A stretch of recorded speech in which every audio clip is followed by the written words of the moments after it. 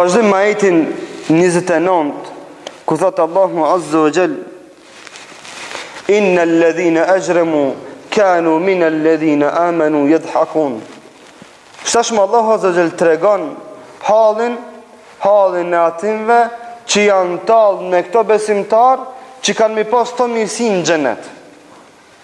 Tregon halin e dunjagjive, të këqive, të cilët janë tallë me njerëzit që kanë me shiju dhe përjetu kësi mirësi në xhenet. Për me bo krahasimin mes tynve dhe atinve, për me bo krahasimin mes të këqive dhe të mirëve, për me bo krahasimin mes atinve që kanë dash fejnë e Zotit dhe mes atinve që janë largu nga feja Allahut subhanahu wa ta'ala. Thot innal ladhina ajramu, me të vërtetat ata të cilët i kanë të i kalu kufit Allahut azza wa jall, kanu min alladhina amanu yadhhakun, ndunjothat kanë qenë nga ata të cilët kanë qesh me besimtarët, kanë qesh me imanlit, janë tallë me besimtarët, janë tallë me ta dhe kanë kesh kur kanë kalu rreth timve, apo kur besimtarë dhe imanlit kanë kalu rreth jo besimtarëve. Sikur se ndodh sot, kur kalojnë ata të cilët e urrejnë dinin dhe janë larg fesë, kur kalojnë rreth besimtarëve tallen me besimtarët.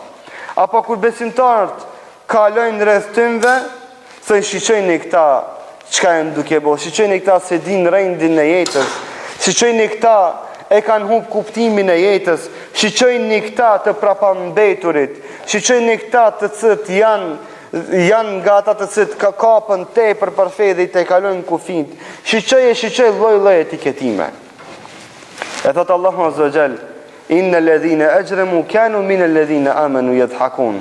Thot ata të cilët i kanë te kalu kufit, në dunjë janë tallë me besimtarët. Edhe çka ndodh me ta? Wa idha marru bihim yataghamazun. Edhe kur kalojnë rreth besimtarëve, apo besimtarët kalojnë rreth tymve, yataghamazun. Folin me njëri tjetrin dhe thënë: Këshiri këta të prapambeturit, këshiri këta të huptit, këshiri këta budalt, këshiri këta seirbast, këshiri këta të cilët kanë humb kuptimin e jetës dhe lloj etiketime dhe lloj përgojime. Thot yataghamazun, po nëse folin me vete, por edhe të tjerit i nxisin në te. Edhe të tjerit i nxisin që të tallen me besimtarët. Wa idha inqalabu ila ahlihim inqalabu fakihin. Thot edhe kur kthehen tek shtëpitë e tyre, kur kthehen tek familjarët e tyre, inqalabu fakihin, kthehen të gëzuar duke bo hesap se kanë bo diçka mirë. Çka është hesapi tyre i mirë? Mendojnë se kanë bo mirë duke u tallë me besimtarët, apo duke i shtit të tjerët që mu tallë me besimtarët. Shiqoni ky vetë kjo cilësi është e trashëguar nga mushrikët e lashtë, të cilët fatkeqësisht her pas heri i përveçojnë edhe muslimanët. Muslimanët të cilët janë larg fesë, larg dinit, tallen me muslimanë të tjerë, të cilët janë praktikues të fesë. Muslimanët e devijum tallen me muslimanët e udhëzuar. Muslimanët që kanë kuptuar fenë dhe dinin tallen do të thotë me te muslimanët të tjerë të cilët nuk e kanë kuptuar fenë dhe dinin. Muslimanët të cilët e dojnë sunnetin dhe praktikojnë atë, tallen me ta bidatxhit të cilët janë urrejtës të sunnetit. Kështu ndodh. Kjo është në gjitha nivelet. Wa idha inqalabu ila ahlihim inqalabu fakihin. Sot edhe kur kthehen tek shtëpitë e tyre, kthehen të gëzuar duke bo hesap se kanë bo punë të mëdhaja. Çështje e cila ndodh dita e ditës dhe vazhdon që të ndodh me fatkeqësi të madhe. Që gjithë mos praktikuesit e fesë, pa marrë parasysh ta janë mohues, apo janë mos praktikues e pranues të tyre, tallen me muslimanë të cilët janë praktikues dhe realizues të urdhresave të Allahut Azza wa Jall. Wa idha ra'awhum qalu inna haula'i ladallun. Edhe kur i shohin muslimanët, kur i shohin ata të cilët kanë muknaz dhe kanë me pinga ai uji i këndshëm, kanë me thonë inna haula'i ladallun. Ata e kanë humb rrugën, kanë deviju. Ata kanë humb kuptimin e fesë. Kështu thonë ata për muslimanët. Kështu thonë ata për ata të cilët janë kap për fenë dhe dinin Allahut Azza wa Jall.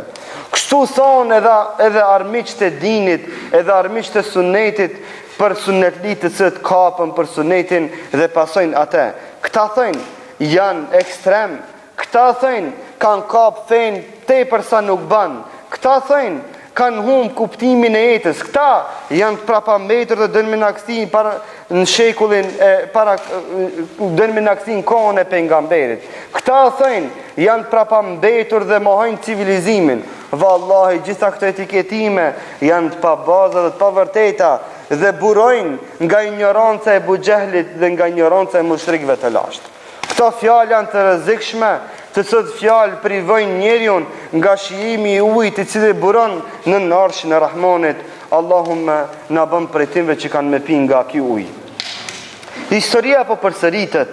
Fjalët janë të njëjta, gjuha dallon, koha dhe zamani dhe njerëzit, ndërsa fjalët janë të njëjta tip top.